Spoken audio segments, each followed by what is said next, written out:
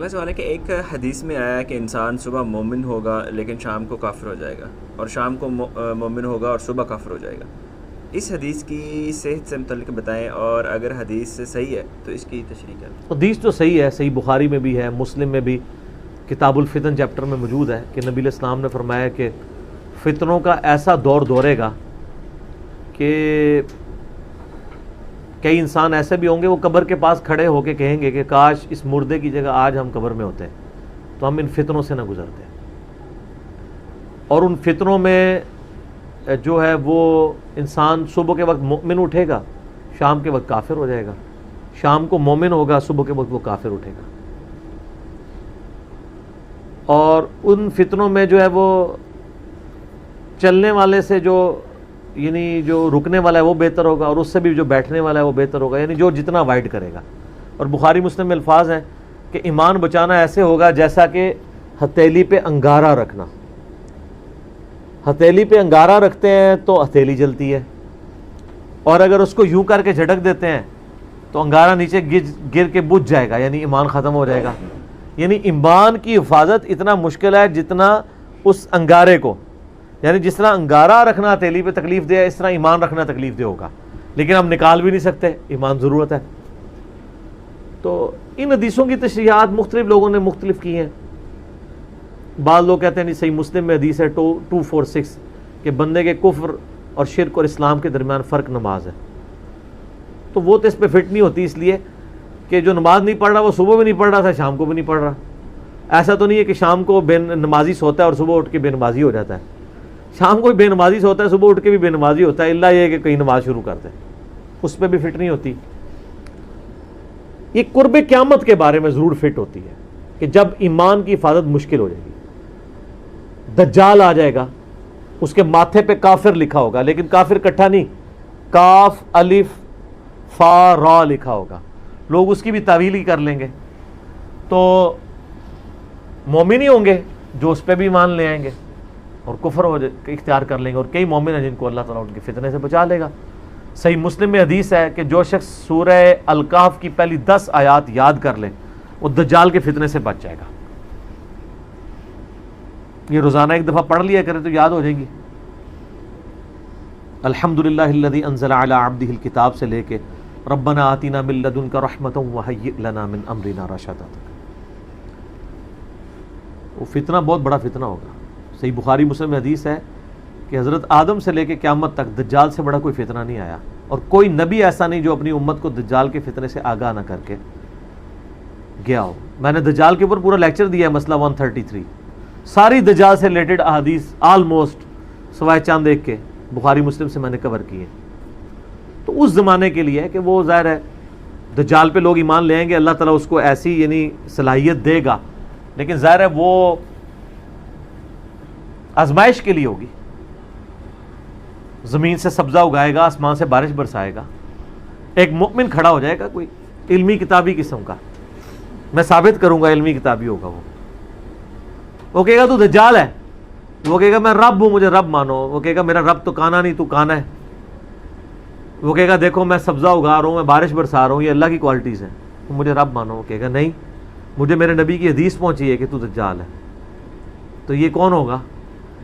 کارنامے اور کرتب دیکھ کے موندے ہو جانے والے اور علمی کتابی، حدیث تو علمی کتابی بات ہے نا، وہ دیکھ کے بھی نہیں مانے گا، وہ کہے گا کہ اچھا نبی صاحب فرماتے ہیں اس کے ساتھ آگ بھی ہوگی اور جنت بھی ہوگی، وہ آگ دراصل جنت ہوگی اور جو جنت ہے وہ اصل میں دوزخ ہوگی، اپنے ماننے والوں کو وہ جنت میں پھینک رہا ہوگا، اصل میں وہ دوزخ میں جا رہے ہوں گے، اور دوسروں کو وہ آگ میں پھینک رہا ہوگا، وہ جنت میں جا رہے ہوں گے، دنیا سے تو خیر چلے جائیں گے۔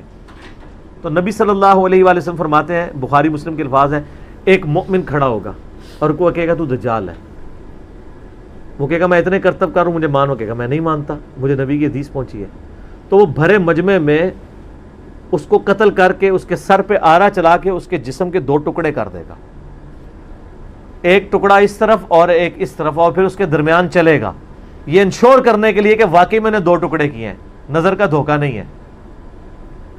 تو سر پھر سارے بزرگوں کو ماننے والے تو کہیں گے سر تھوڑے جا تو پھر کوئی نہیں، آج دے شیخ عبدالقادر جیلانی تو سی ہو، حالانکہ وہ بھی جھوٹ ہے، انہوں نے بھی کہڑا مردہ زندہ کیتا ہے۔ پھر وہ 2 ٹکڑوں کو جوڑے گا اور دوبارہ اس بندے کو زندہ کر لے گا اور کہے گا ہاں اب تو میں نے تجھے مار کے زندہ کیا، اب مجھے خدا مان. وہ کہے گا نہیں تو دجال ہے. تیری اس بات نے میرے ایمان میں اضافہ کیا ہے، کیونکہ میں نے نبی علیہ السلام سے سنا تھا، میرے تک یہ بات پہنچی تھی، علمی کتابی بات.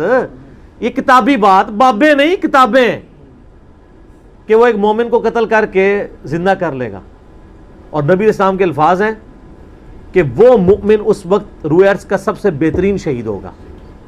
اچھا اس کو زندہ کرے گا، پھر دوبارہ قتل کرنا ہے پھر وہ قادر نہیں ہوگا، اس کو قتل کرنا چاہے گا لیکن اللہ تعالیٰ اس کو بچا لے گا.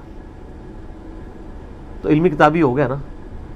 تو یہ اس زمانے کی بات ہے کہ لوگ وہ سارے کرتب دیکھ کے ہی مان لے آئیں گے.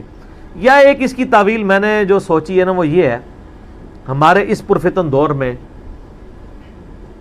جس تکلیف سے مسلمان گزر رہے ہیں، خصوصاً اینٹی اسٹیٹ ایکٹیویٹیز اور مسلمانوں کا مسلمانوں کو قتل کرنا لسانیت کی بنیاد پہ، پولیٹکس کی بنیاد پہ، یا مذہبی اختلافات فرقہ وارانہ کی بنیاد پہ، یہ بھی اسی کیٹیگری میں فال کرتا ہے کہ ایک شخص صبح کے وقت اس حال میں اٹھا ہے کہ وہ اپنے مسلمان بھائی کے قتل کو حرام سمجھتا ہے، لیکن کوئی مولوی، کوئی جہادی تنظیم اس کی ایسی برین واشنگ کرتی ہے کہ شام کے وقت وہ کسی مسجد پہ، امام بارگاہ پہ بم پھاڑنے کے لیے تیار ہو جاتا ہے. تو جو شخص کسی مسلمان کو مارنے کے لیے آمادہ ہو جائے اور اس مارنے کو حلال سمجھے بلکہ ثواب سمجھے تو وہ کیا ہے؟ کافر. کیونکہ مسلمان کا قتل ناحق حرام ہے اور حرام کو حلال سمجھنے والا کیا ہے؟ کافر. تو میں نے یہ تعویل کی ہے کہ صبح کے وقت وہ مومن اٹھے گا، شام کے وقت برین واشنگ ہو کے وہ کافر ہو چکا ہوگا. شام کو مومن تھا، صبح کے وقت، رات کے وقت وہ کہیں اس کو برین واشنگ کی انہوں نے، صبح کے وقت وہ کسی پہ مسلمان کے قتل پہ آمادہ ہو گیا اور قتل جیسے بڑے گناہ کو حلال سمجھ لیا، کافر ہو گیا. سنن نبی داؤد میں حدیث ہے کہ نبی صلی اللہ علیہ وآلہ وسلم نے فرمایا اللہ تعالیٰ یا تو شرک کو معاف نہیں کرے گا یا کسی مؤمن کو ناحق قتل کیا گیا اس گناہ کو معاف نہیں کرے گا، باقی ہر گناہ معاف کر دے گا. لہٰذا یہ جو قرآن کی آیت ہے نا، آیت نمبر 48 اور 116 سورہ نساء کی، ان اللہ لا یغفر ان یشرک بہ ویغفر ما دون ذلک لمن یشاء، اللہ شرک کو معاف نہیں کرے گا، اس کے علاوہ ہر گناہ جس کے لیے چاہے گا معاف کر دے گا، مگر جس کے لیے چاہے گا. تو اس میں اشارہ ملتا ہے کہ شرک کے علاوہ بھی کوئی ایسے گناہ ہیں جو کسی کے لیے معاف نہیں ہوں گے، اور وہ نبی علیہ السلام نے فرما دیا قتل ناحق ہے، کیونکہ قتل ناحق کفر ہے. آپ مومن کے قتل کو حلال سمجھے ہوئے. سورہ نساء میں بھی ہے، میرا مسئلہ 28 پورا ریکارڈڈ ہے کہ جس نے کسی مومن کو ناحق قتل کیا اس کی جزا ہمیشہ کے لیے دوزخ ہے، ہمیشہ کے لیے، کیونکہ اس نے حلال سمجھ لیا نا اس کو، حرام کو حلال. ایک بندہ زانی ہے، گناہگار ہے، لیکن ایک زنا کو کہتا ہے میں حلال سمجھتا ہوں، وہ کافر ہے. کسی بھی شریعت کی حرام کو حلال سمجھنا، حرام کو حرام سمجھتے ہوئے کرنا گناہ ہے، حرام کو حلال سمجھتے ہوئے کرنا کفر ہے. تو بڑا سینسٹیو معاملہ ہے. تو یہ بھی پرفتن دور میں ہو سکتا ہے. اس کو سپورٹیو وہ بخاری مسلم میں حدیث ہے کہ نبی علیہ السلام نے فرمایا قیامت کے قریب حرج عام ہو جائے گا. صحابہ نے کہا حرج کیا ہے؟